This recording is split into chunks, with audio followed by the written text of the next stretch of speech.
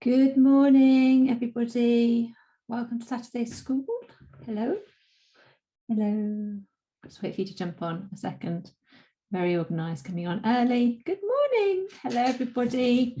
Let me know where you're coming from in the chat as you jump in so I can get to speak to you a little bit more, because that'd be nice. So yes, it's Saturday School. It's the 26th of March, I think.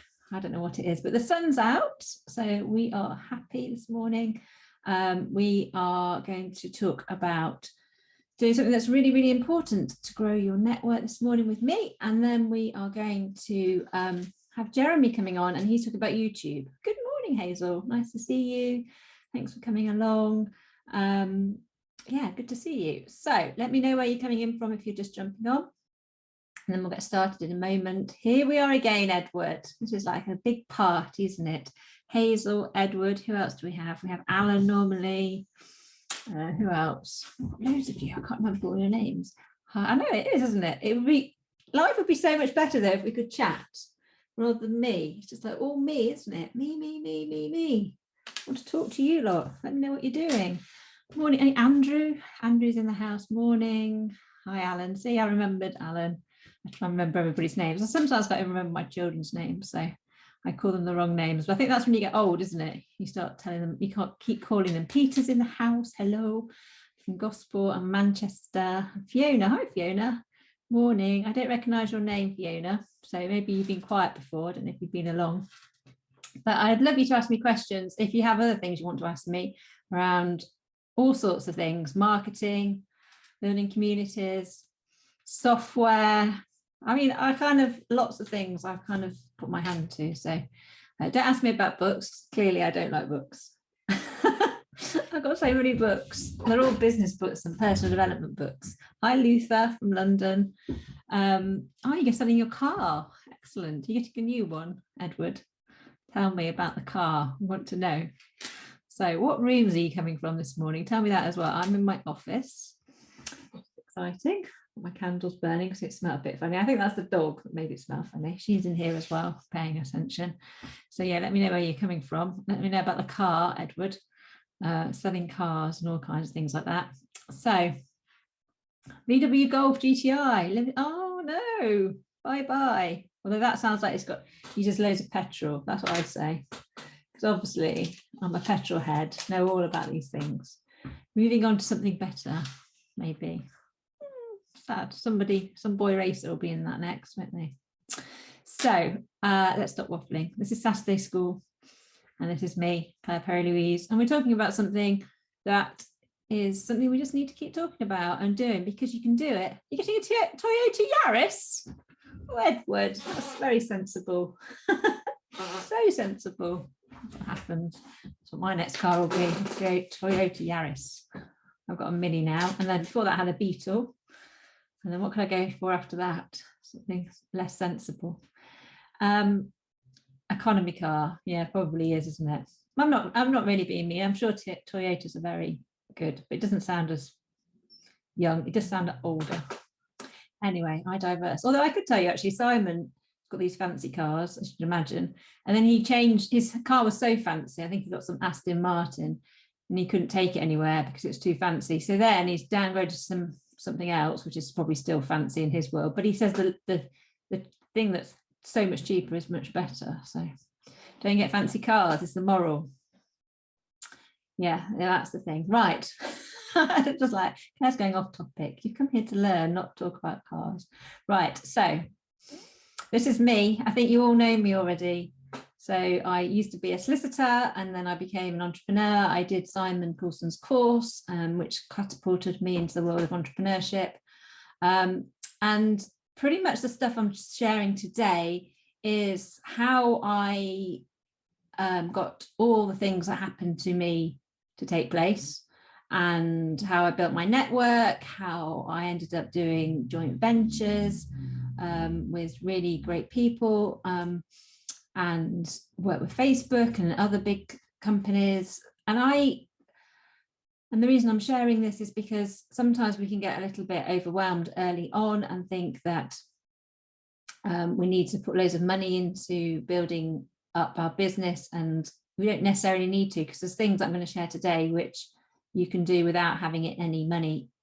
You can just do it, say, for free, and everybody on this call can do something from today's call that I'm going to teach you straight away, and it's not going to cost you any money. There's no upsell, there's nothing like that. This is just how I did it, and I've been able to work with some amazing people, grow a business myself, which is coming up to its 10th year. So all of these things are possible, and you don't necessarily need to keep spending money to get there.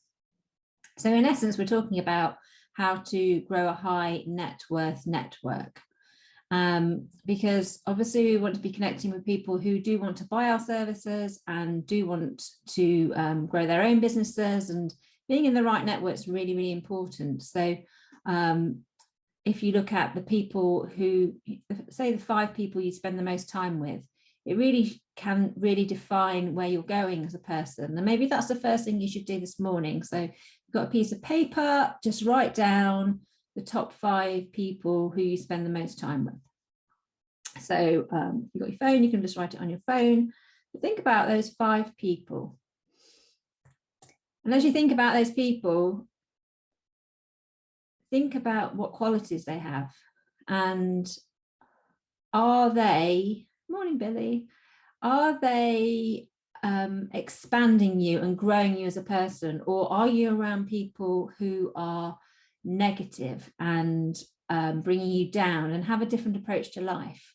So if you are around people who do have that negative way of looking at things, and you don't need to judge that, because they've grown up and had different experiences to you, and maybe they saw lack as a child, or worry about money more, or they just see the bad in every situation. It's probably come from some experience they had when they were younger.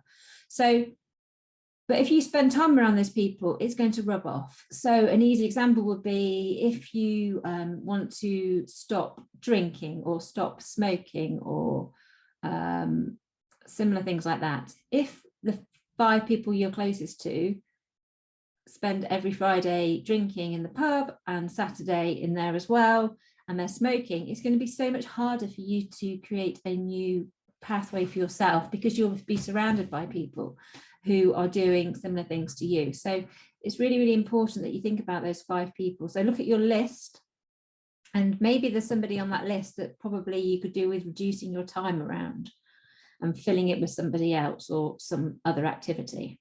And this applies to activities as well, because if you spend every day watching soaps and dramas and things like that, are they really enhancing you and growing you as a person? It's really, really important that you think about these things. And it's not just watching. I'm not saying don't ever watch Netflix, but what are you watching, and how many hours are you wasting? And if you want to be an entrepreneur, and if you want to achieve some of the things that you see others achieving, you need to think about these things, and they're more important than you can ever imagine. Because if you invest in a course and you're doing it, but you're surrounded by people like, come on, let's go down to the pub and go for a drink, it's not going to encourage what you want to do. You think, oh no, I want to actually stay here and do my course, but you're not around people who are going to inspire that. So exactly, Edward, garbage in, garbage out. A great book on life chances is The Outliers by Malcolm Gladwell. Talks to what you were referring to, planting good seeds and practice positive stuff. Yes, in fact, I think I've got that here. Outliers. I don't know where it is. I think it's white. I'm sure it's on my shelf somewhere. Here it is. Here we go. Recommendation. Outliers. Why do some people achieve so much more than others? Can they lie so far out of the ordinary? So in his provocative and inspiring new book, Michael Gladwell looks at everyone from rock stars to professional athletes, software billionaires to scientific geniuses, to show that the story of success is far more surprising than we could ever imagine. He reveals that it's as much about where we're from and what we do as who we are, and that no one, not even a genius, ever makes it alone. So I like this one because it's about community building and about networks, is what we're talking about today. Good book, recommendation. There you go. Told you I like books. That's the pile. Great book. Thank you, John, for sharing that. So we could play a game, couldn't we? You could name the book and I could see if I could find it. That'd be fun. So I don't know who it'd be fun for, to be honest. So boring being here on my own. I want you to, or you lot to chat to me. So these are the things that building a network will do. So building a network will grow your business because it opens you up to more opportunities. There's more chance of business coming in. It will inspire you because you'll see other people doing things. So in my networks, I see other people launching or sharing different things they're doing in their business. It inspires me to do the same. So generating sales as well, because sales and referral rates will go up where you have a larger network of people who trust you. Because, for example, if you are looking for, say, a new mechanic, so when we've got this new Toyota Yaris in the building, you might need a new garage to go to it with. Well, rather than just going and randomly choosing somebody, what you'll do is probably say, do you know anything about this garage, or have you got a recommendation? Because otherwise you're going in blind. So the bigger your network and the more people you know, the more opportunity there is for you to be shared with others. So I run a community, as I've spoken about, and it's built by referral only. So unless you know me or someone in the community refers you, you have to have a meeting with me and we talk about whether you're a right fit for it.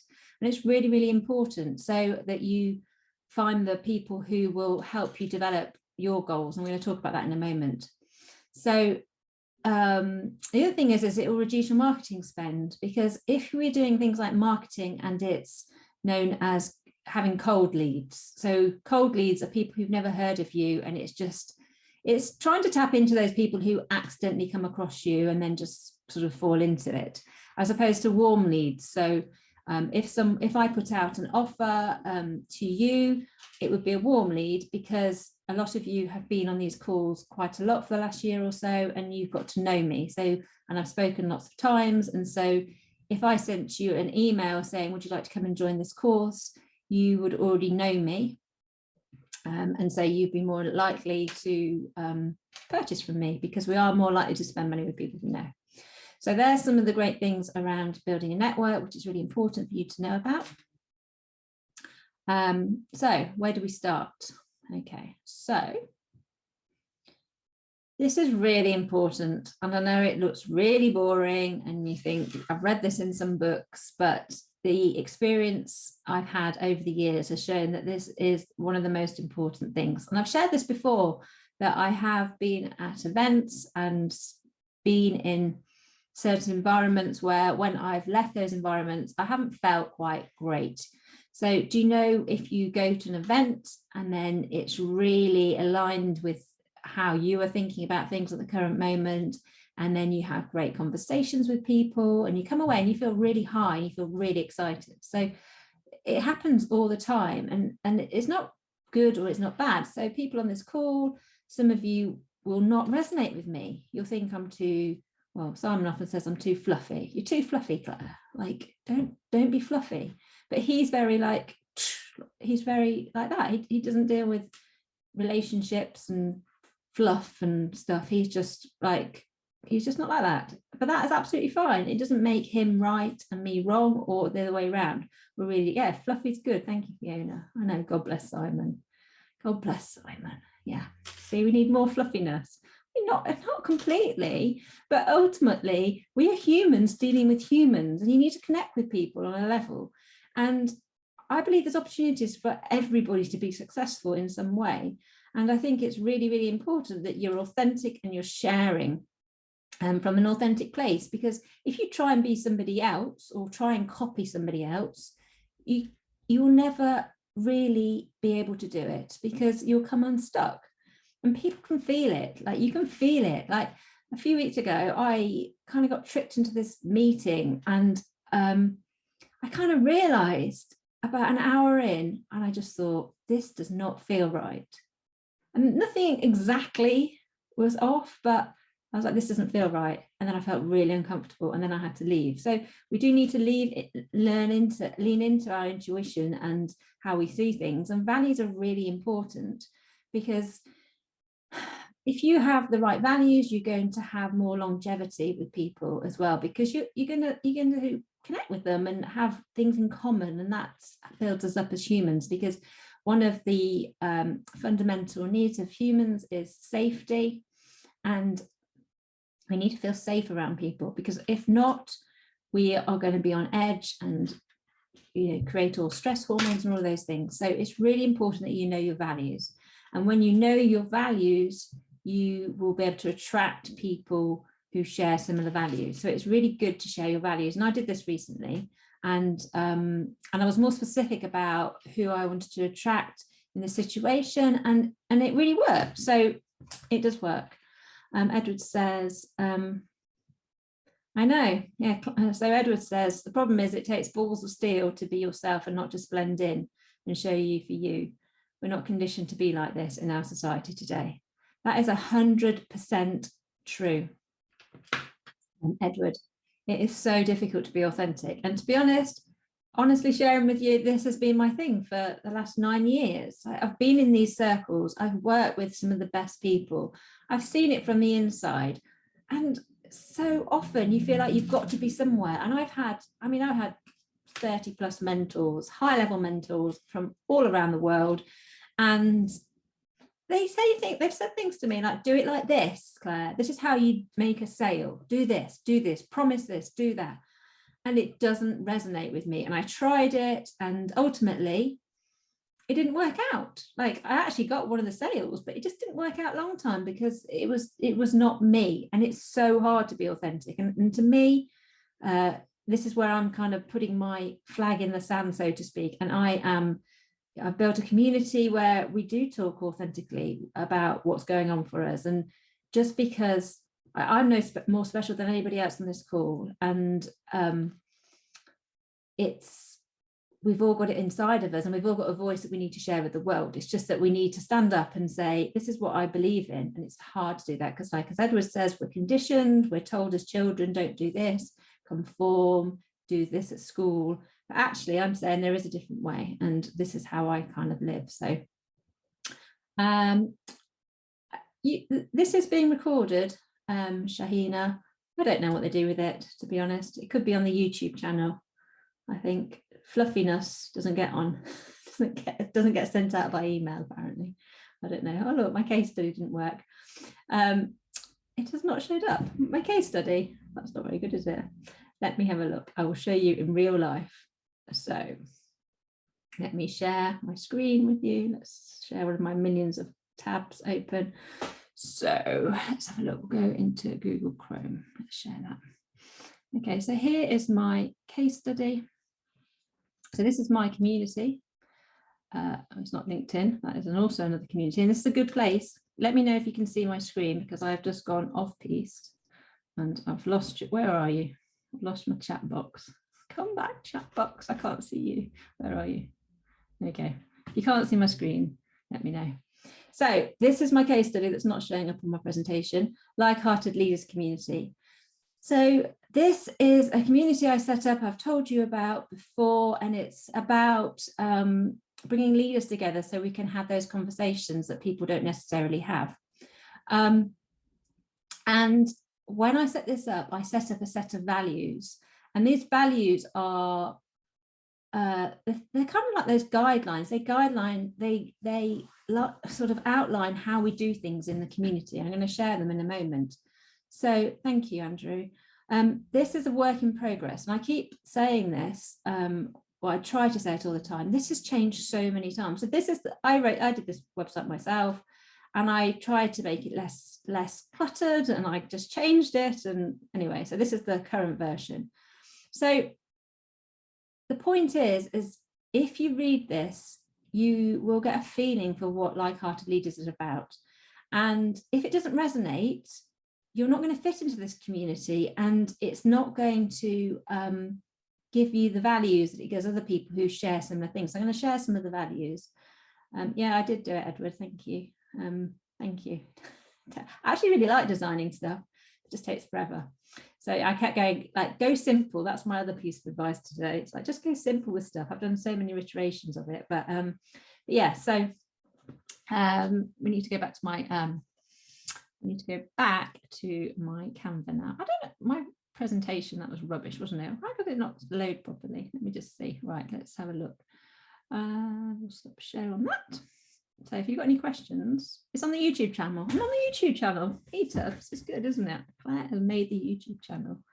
Don't know quite how that happened, but that's good. So you can watch the replays on the YouTube channel if you want to. Let's have a look. Saturday School, let's relaunch it, see if we can get it with the what's supposed to be on here, present. Okay, let's have a look. Okay, let's see. I'm going to share my screen again in a minute. Just go through to where we are. Oh, it's back now. Right. Okay, so much technology you have to work out. Right, let's see. Share screen.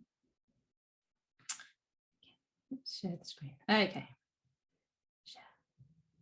Right. There you go. We're back. Camera's working. We're all back. Everything's good.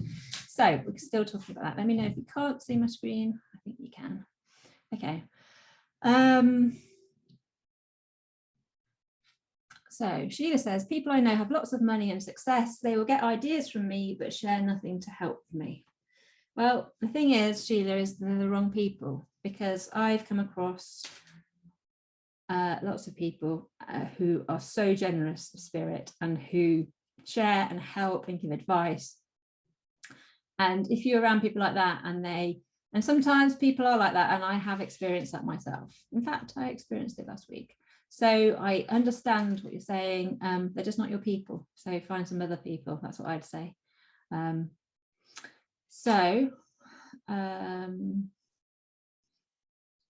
Is this about video? It is about video. In a moment, we have 2 sessions, Josephine, and this is the first session. The second session starts at 11. If you want to come about video creation.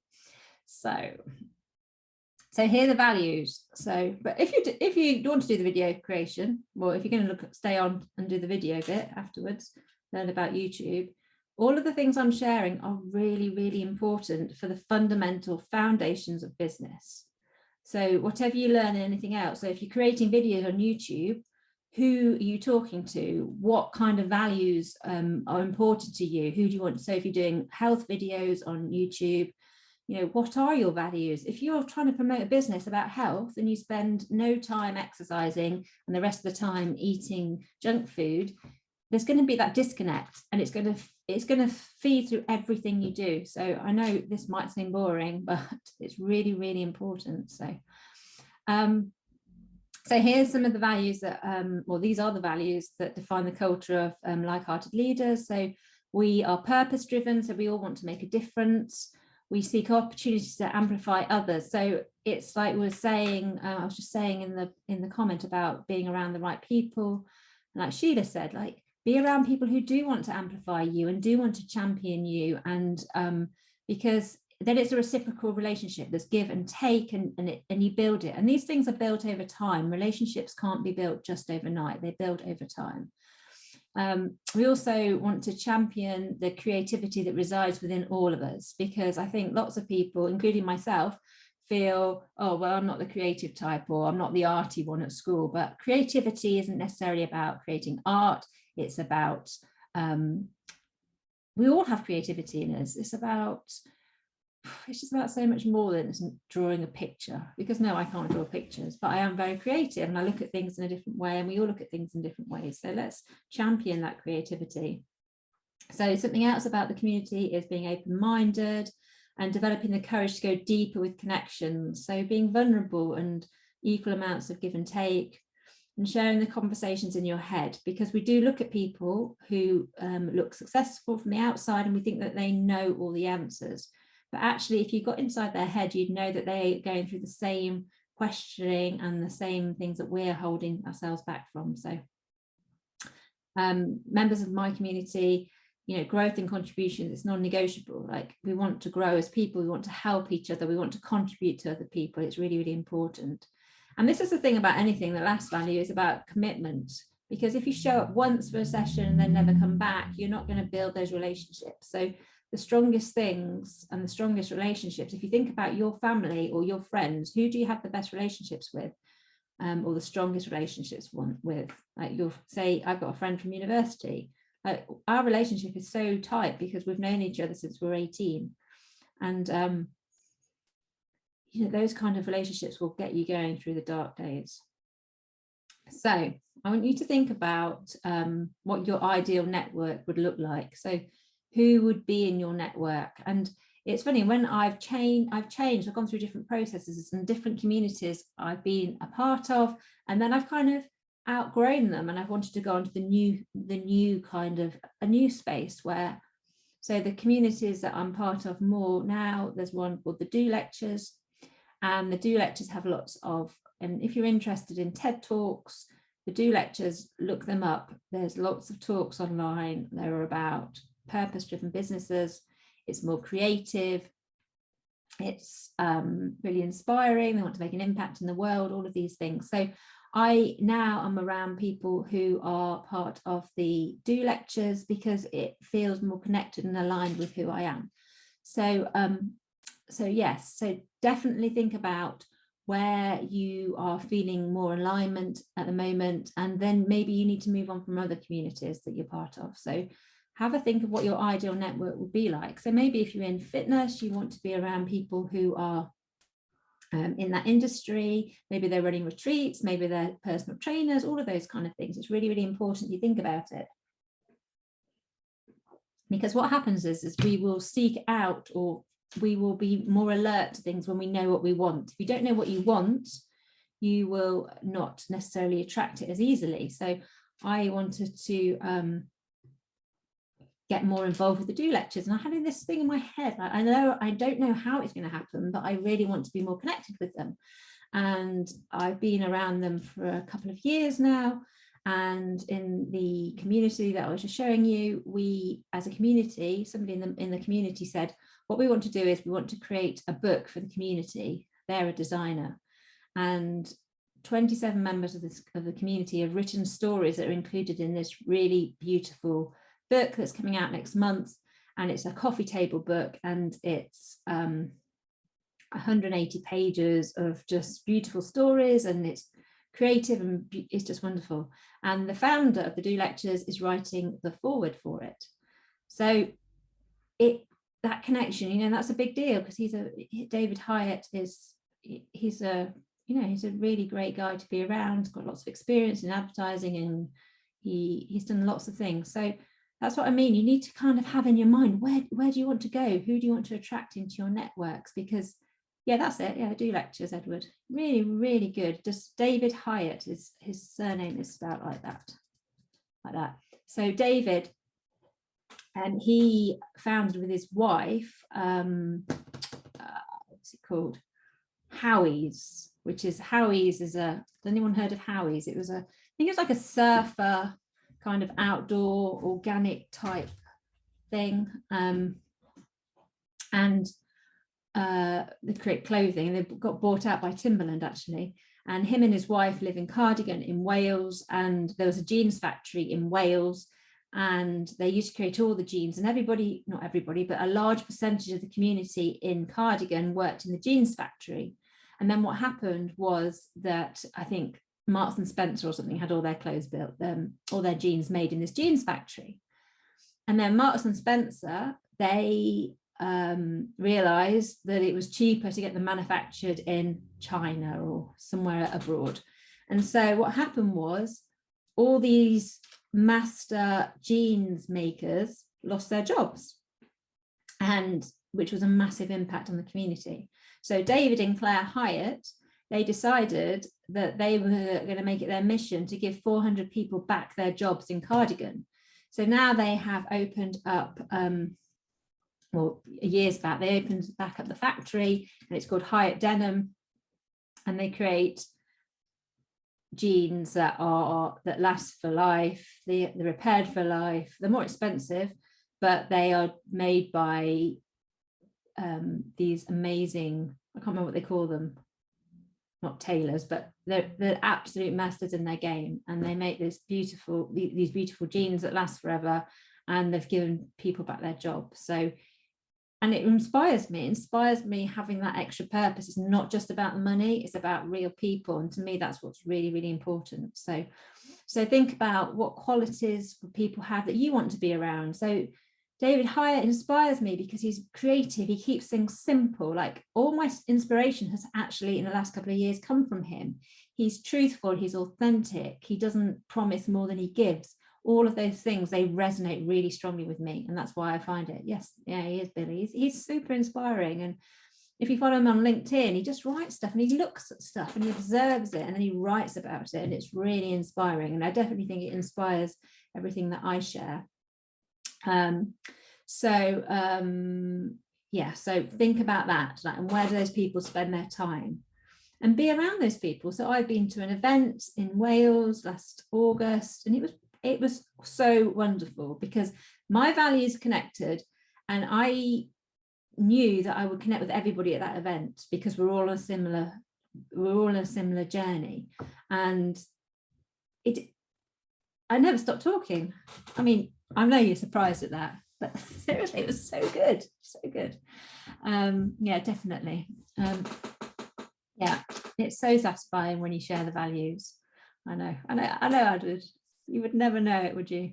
Yeah, you would never know. I might have met you. Simon's doing this, I don't know, he's doing something at the end of April. I don't know what it is, but he asked me to speak, but I couldn't. So I could have met some of you, but you could probably get along to that.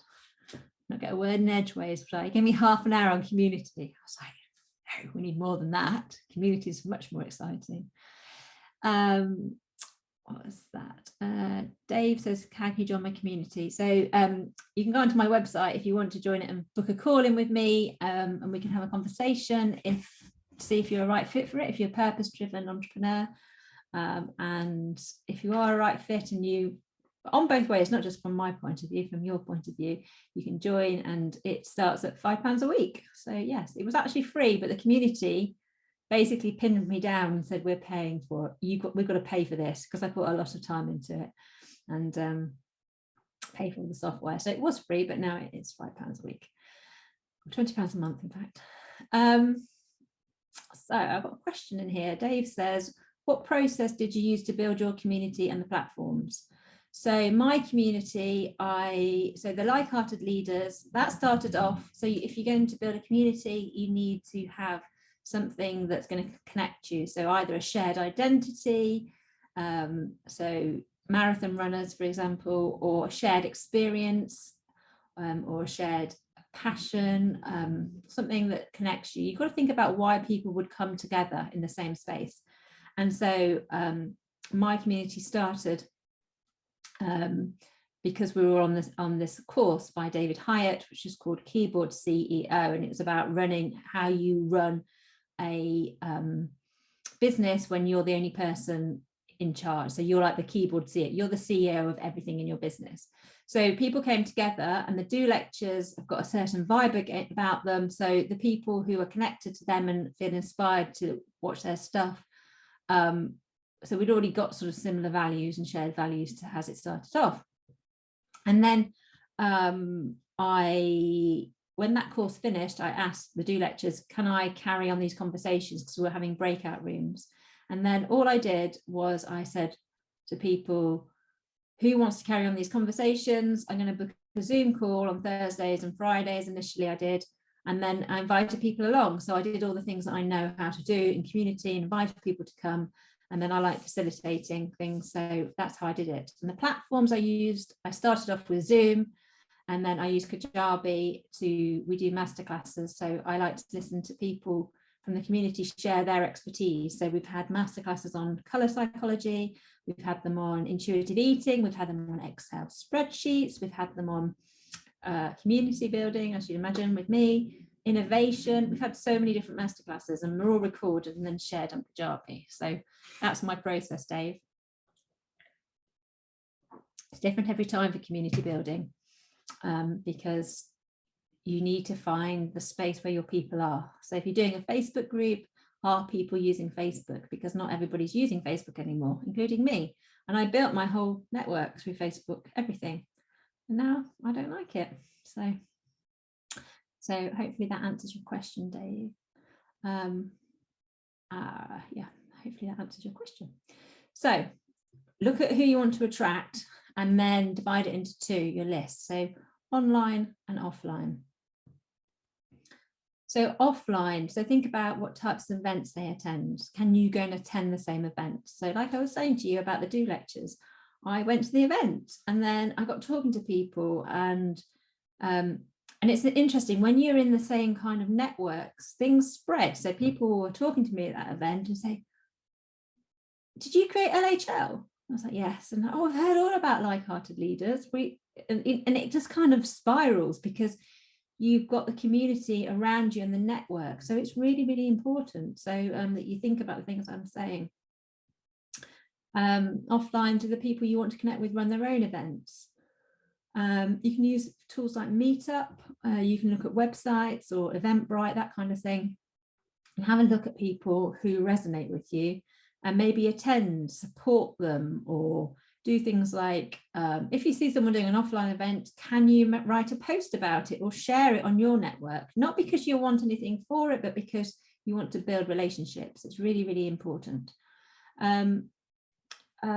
What's Billy's question is, what's the first step to connect unknown people? Okay, so if there's somebody you want to connect with, and when you say unknown, I assume you mean you don't know them. So the first thing you do is, for example, because obviously I don't know exactly who we're talking about, if you don't know the person, you want to find them and see where they are prolific on social media. So maybe if they use Twitter, you'll have to use it to connect with them on Twitter or LinkedIn. So say, for example, they're on LinkedIn, you can follow them. And the best way is to just start engaging with them regularly. So, but not in a creepy way, okay? No creepiness about it. We're just like the posts occasionally, maybe share things, comment, and you start to build that kind of rapport. And even if, for example, if you are, say you want to connect with journalists because you want to get PR, they will subconsciously see people. If you're regularly showing up in their feed, you will subconsciously sort of remember them. So somebody on my LinkedIn, and I think I met them through an internet business school, posted on a comment yesterday actually, and I was like, oh, I remember him. And you just kind of remember, and there's that first part of, oh, I remember them. So just do it like that, connect, see if you can do things to support them. If you can see if you've got any shared contacts, that kind of thing. I mean, it depends really why you want to build with them, but it's just over time. So if you met them at an event, or if they're running an event, go to their event. And then one of the things you should do though, if you go to events, to build a network. So that's the best way. Find where they are. LinkedIn is really, really good for this. But find where they are and then start engaging with their posts regularly, commenting if appropriate. If not appropriate, don't comment, but just kind of build sort of that kind of approach. See how you can help. I'm going to give you a couple of other ideas as well. But one of my things I would say, and this happened, I've seen this happen a lot, and I've been to lots of events as well, and that is choose carefully when you approach people. Because if you've been on stage talking, what happens is people stop talking on stage and then everybody who wants to talk to the person shoots towards them. And when you're talking for a long time, you need a drink, your brain's a bit fuzzy, you just need 5 minutes. And then people come barraging you and it's really, really hard to give them full focus. So whenever I want to build my network, I have, or make more connections with people, I wait until later on. So then if they just seem to be standing at the back on their own or some other time, and then I will say something to them. And I will not say, and will not ask them something like, hi, can you tell me what you think about my business idea? No. That's not how you do it. You have to build rapport over time. So you can say things like, I really enjoyed your talk. It really inspired me. And then get into a conversation, but do not need asking straight off. Yeah, exactly. Wait till the speaker relaxes. That's the best thing. Like, look for opportunities. And sometimes if you don't get that opportunity, it's not your time for the opportunity. Because if you do something too early and then it pushes them off and they're just like, they're just annoying, you're never going to build that back up. So just be careful with that. So yes, online is definitely the best compromise, because obviously events aren't in person very often now, and you can do it online. Like my whole community is built online. Lots of people have met up individually since I started it, but online is a really good way to build rapport. So yeah, so find their social platform, see where they're prolific on it, start engaging with their posts. Like someone did this with me, I don't know, a couple of months ago, and every time I posted I could see they were engaging in my posts, and then that got me out to their network, and then someone actually from their network joined my community. So it does work. If you're picking a social media network and you're not on it, yeah, that's a good idea as well. You can take an email address as well, and maybe, but sometimes like my inbox with some of the emails, I'm just like, oh, don't. It's like, it's just be careful what you email people with, because people are, if it's any salesy kind of thing, don't do it.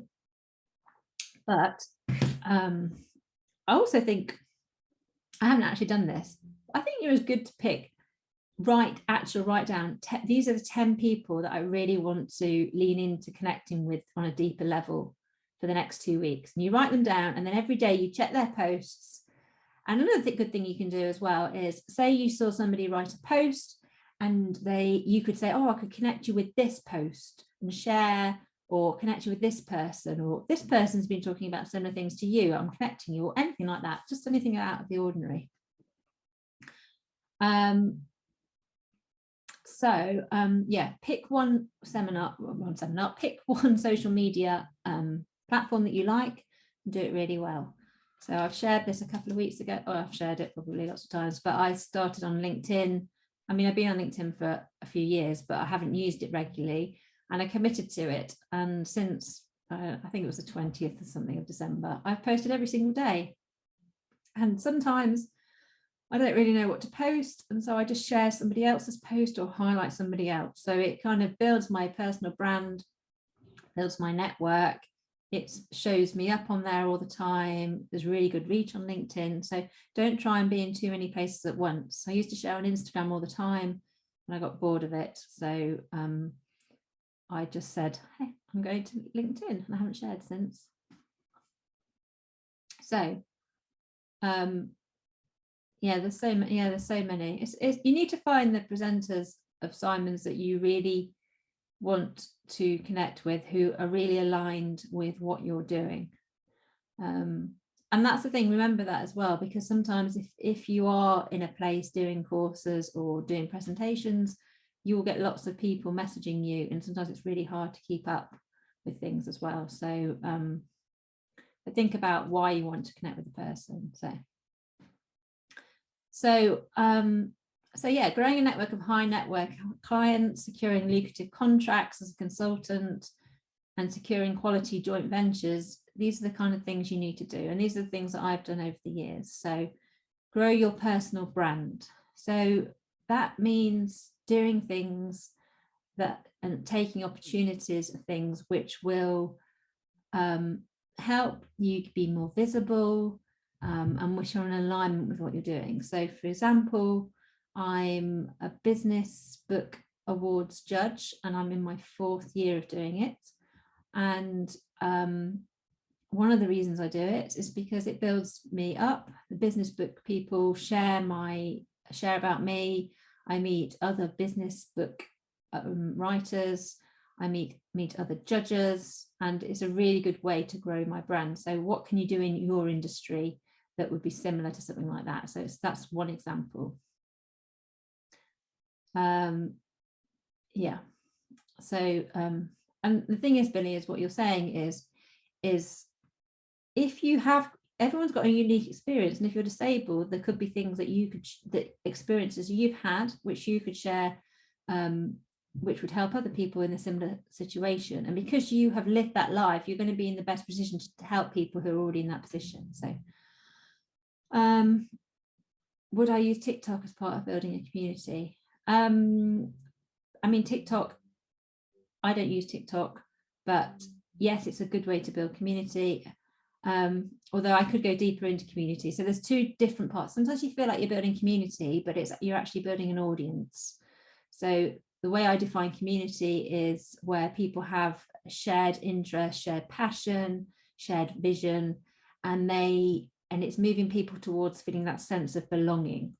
So in LHL, people are having conversations without me being a party to them. So we have a WhatsApp group, and it's gone mad over the last few days because someone's shared something they've achieved and everyone's supporting them, and I've not even commented. If you are just leading the conversation all the time, it means you've probably got an audience. So it's more like branding. So it depends what you're trying to do. But influencers who are in fitness, for example, they are probably on TikTok and their community feel part of them. So quite often we need different parts of the business ecosystem. So we might have an audience on TikTok, we might have a Facebook group that connects deeper with people, we might have a membership site. It's different kinds of ways. So yes, it is an option. So ultimately, you need to find a space for people to connect, and that could be TikTok, could be Facebook, could be on Zoom, just depends what you're trying to achieve. So the next thing you need to do to build this network is connect and contribute. So you need to connect with people who feel aligned. So the values thing I was talking about is so important. I want you to think about what's important to you. And sometimes it's really hard to understand what is important to you. You really have to dig deep. So over the years, I've learned that it's important to me to be authentic, and it's important to me that I give people an opportunity to share what's on their heart and share their voice, because my life experiences have kept me, sometimes I haven't been able to share what's been true for me. I've kind of been shut down. And so because that's something I've experienced in my life, being shut down, I want to give others the opportunity to feel like they can speak up and what they say matters in the world. So these are the kind of things that feed through those LHL values, amplifying each other. I want to feel amplified by other people, and I want to amplify others. And so that resonates through the values. So there's quite a lot in this presentation. There's a lot of depth to it as well, because it really does underpin everything you do, in my opinion, because values are fundamental, your relationships are fundamental, the way you build your network is so important, because it will give you, and it will help you through the hard times, because if you work on your own or work with a small team, it's hard. So you need to find these supportive networks. So while online is obviously what we've been used to over the last couple of years, offline will build connections much quicker. So next month, we're doing this book launch, and we're all meeting in Wales, and a lot of LHLers, we're going to an event at the Do Lectures, but we're also meeting up as well. So it's going to make those bonds extra close, because when you see people in person, there's something different that happens. There's a physiology about seeing people. You can read the energy, you can view people's eyes. Like, to me, this webinar would be so much more fun if I could speak to you, but that's because I'm fluffy, as we established. So make sure you lead with value. So one of the tips I've said before is, say you've worked with someone, or you've had value from somebody else, or you've attended their seminar, or I don't know, whatever it is, you've worked with them, they've mentored you, go onto LinkedIn and leave them a recommendation. And it's because you're not doing it for any reason other than to lead with value. You are giving something to them without being asked, and it builds that good feeling, and it makes people, and you might not get it back from that person, and that's okay. It's not about what's the word expression, tit for tat or whatever. It's about building relationships because you think that's a good thing to do, and it will come back in other ways. So I've done things for people before, and it's never come back directly from them, but then I'll get a lead from somebody else, or I'll get somebody else refer me, or all of these kind of things. So do things like that. Think about how you can lead with value, how you can.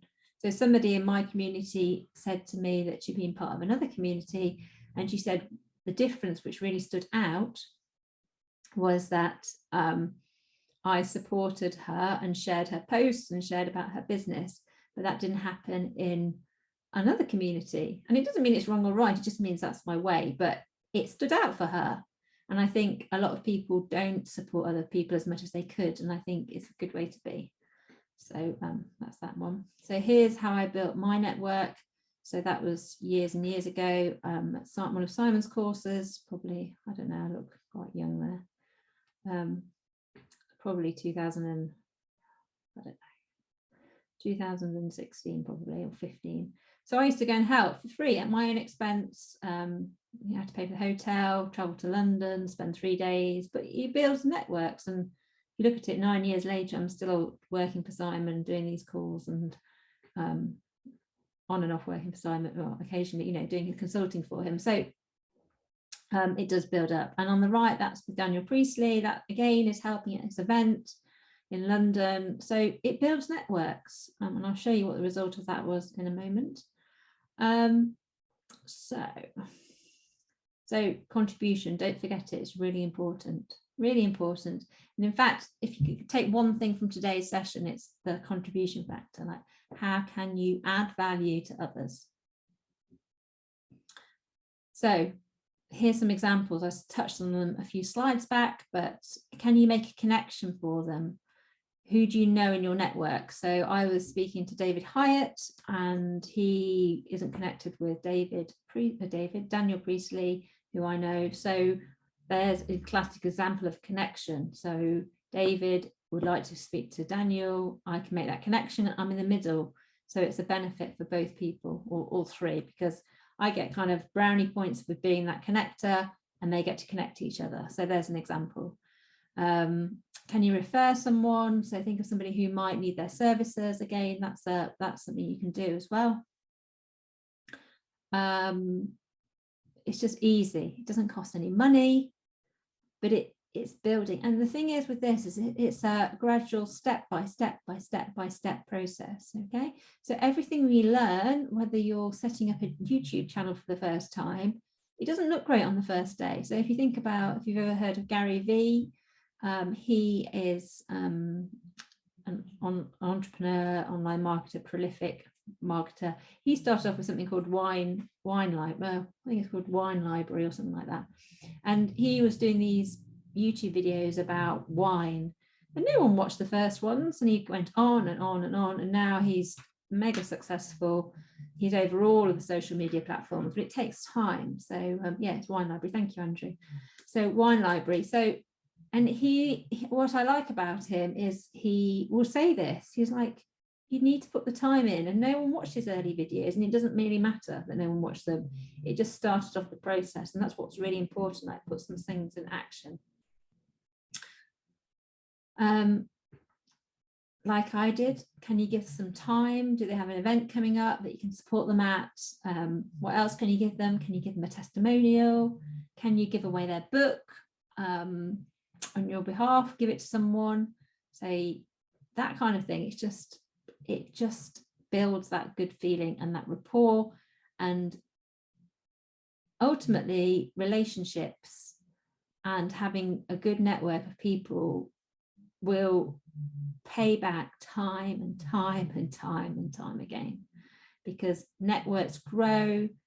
And if you're known for something, I was always known in the early days, I used to be a membership site or membership expert. And so if anything came about membership sites, speak to Claire. And that all came through referrals. It didn't come through Facebook ads. It didn't come through anything. So there's so much importance to be had from building up these networks. And I know it's not fancy, and I know I can't give you a solution overnight, but it is something that will promise you will work. So after you meet people, follow up, drop them an email. Maybe if you've got a group, you can invite them to them if it's appropriate. Don't just spam them with stuff. You can message them on social media. Don't message them with a question. Say, it was great to meet you today. And do it slowly as well. So somebody actually I follow on Instagram, not from a business connection. She sells things online, and I comment on her stuff a little bit. And then I think I said something. I was like, oh, well, she said something on her stories, and I messaged her. I was like, oh, don't worry about that. I think you did really well. And then she answered that, and that was a few weeks ago. And then I think I commented on something else, and then we ended up having a chat through IG stories the other day, IG messages, and she's it's just, it takes time to build relationships, and it was just nice to chat to her. But if I'd just been really pushy at the beginning, trying to make friends with her, I wasn't trying to make friends with her anyway. I'm just saying, it's just like things take time. Don't be too pushy or don't like everything everyone does. Sometimes it's a bit annoying, isn't it, if someone's always liking everything. So support people, share their content, attend their events, all of those things I've said. So these are some of the tools that you can use to foster those relationships. So like I said, social media is important. Maybe if you've got a Facebook group or a membership site, you can build relationships like I've done. Podcasts are really, really good. So we've spoken about podcasts because I've done 2 weeks of presentations on podcasts. But the good thing about podcasts is, say, for example, I was invited onto a podcast for somebody I know. So he interviewed me, and then my interview is going to go out to his network, and so I'll get more reach because of that interview, because of his network, and I can invite him onto my podcast, and it builds up relationship because people want to have more branding. Like if you get asked to be on a podcast, I've been asked to be on loads of podcasts, and I always say yes, because you don't know where that conversation is going to go. I mean, make sure it's aligned. Like if it's something completely not in, and you just don't want to be associated with it, obviously don't do it. But it's a really good way to build relationships both ways.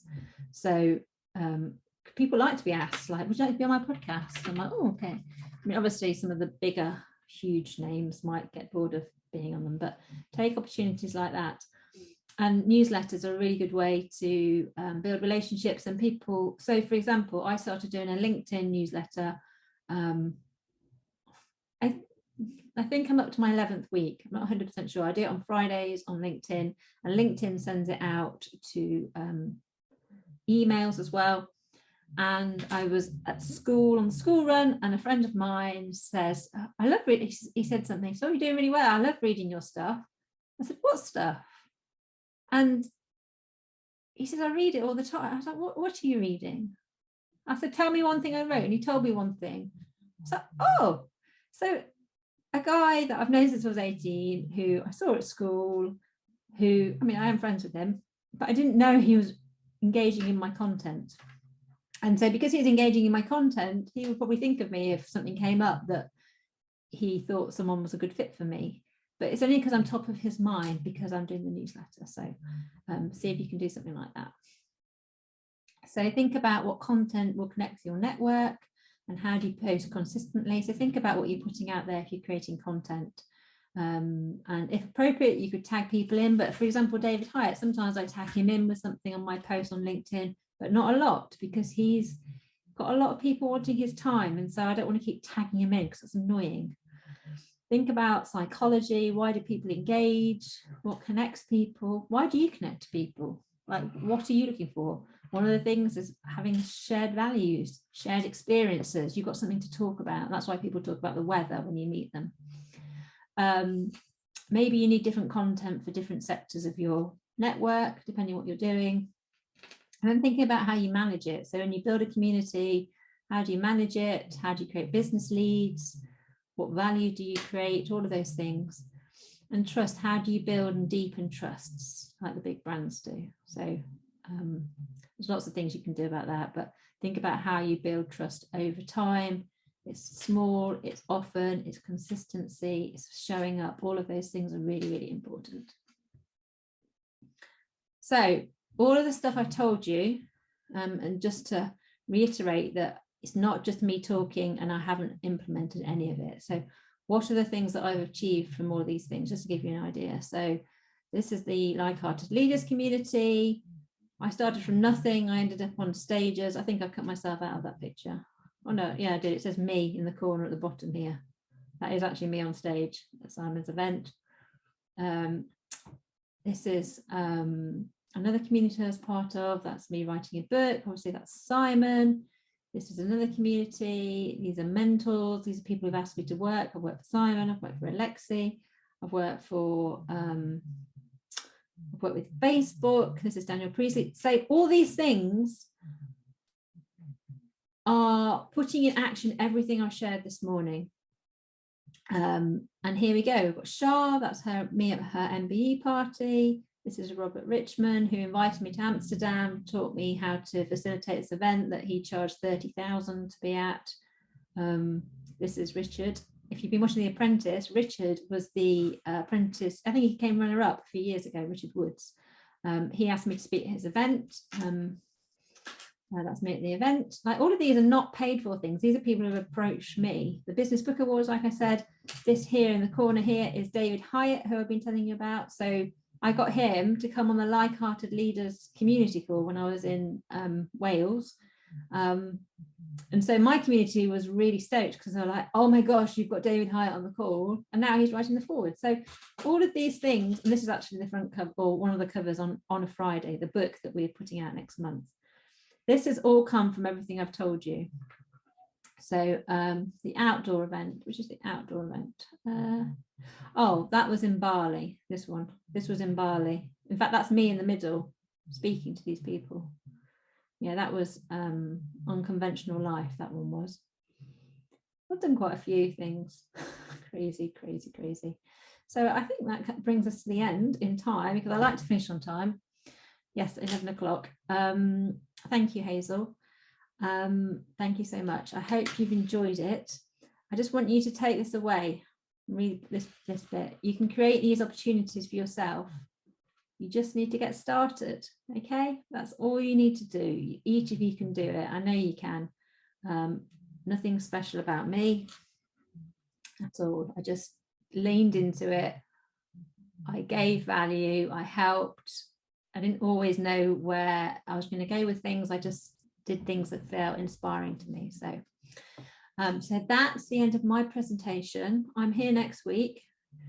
If you've got anything you want me to talk about next week, specifically, this is your 2-minute chance to say so. Otherwise, I'll think about something else to talk about next week. Thank you, Alan. Thank you, Fiona.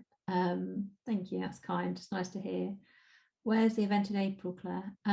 It's in Wales. That's the Do Lectures event. I think it's sold out, actually. It's about makers and mavericks. It's about people who make, I don't know, actually, you know something, I don't even know. And this is the thing about being inspired and have value-driven things. I know I will love the events. I don't even need to read the outcome, because I know I love the culture of the Do Lectures. I know I love the people who attend. I love the values. And so I go to things I don't even know. I just go through the sales things. So I don't know. So, but yeah, it's in Wales. Excellent. Thank you. Oh, it's nice to read all these nice comments. Shall I tell you a secret? I forgot I was doing this week. I got a message on Thursday. Claire, what are you talking about on Saturday? I was like, oh my God, I don't know. Oh my gosh. Anyway, I've got a lot on at the moment. I've got to move house. Oh, it's all crazy here. But anyway, right. Have a lovely weekend. And we're going to go into our next session now. Where can you see recording? Apparently it's on YouTube. I'm not 100% sure, because I'm the fluffy one. I don't get to send out an email list. Anyway, fluffy. Thank you, John. You know something? It's all underneath. It's all underneath. One day I'm going to take over the world. So let's all be fluffy. Oh, thank you, Andrew. Yeah, I do know lots of stuff. It is true. And I think we need more fluff. That's what we need. More fluffy, more relationships, more humans, that kind of stuff. So